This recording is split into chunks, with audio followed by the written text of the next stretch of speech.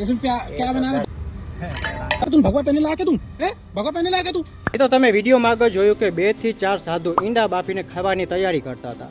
હવે એક ભાઈ સાધુઓ પાસે જાય છે અને કહે છે કે શું બનાવો છો?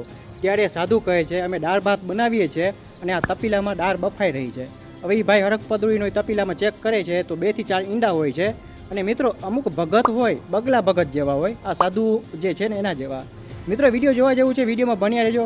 અને વિડીયો જોયા પછી તમે વિડીયોને લાઇક નથી કરતા તો પ્લીઝ મિત્રો વિડીયોને હમણાં લાઇક કરી દો અને છેલ્લે વિડીયોમાં કોમેન્ટ અવશ્ય કરજો.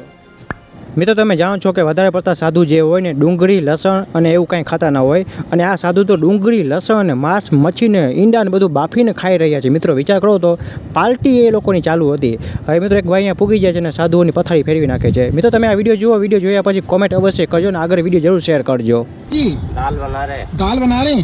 अरे वाह महाराज जी, संत होकर के प्याज खाते हो? राम लड्डू है, कम मोड़े खाते हैं।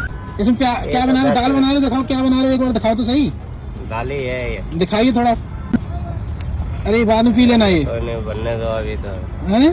बनने दो अभी कोई ना दिखाओ बनने का, हम देखें कैसा, हम खुद देख लेंगे.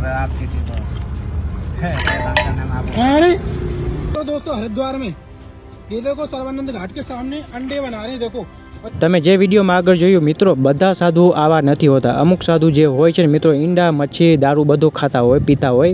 મિત્રો આ વિડીયોને આગળ જરૂર શેર કરજો. તમારું ધ્યાન રાખજો. મળીશું બીજા વિડીયોમાં. જય શ્રી કૃષ્ણ, જય ઠાકર.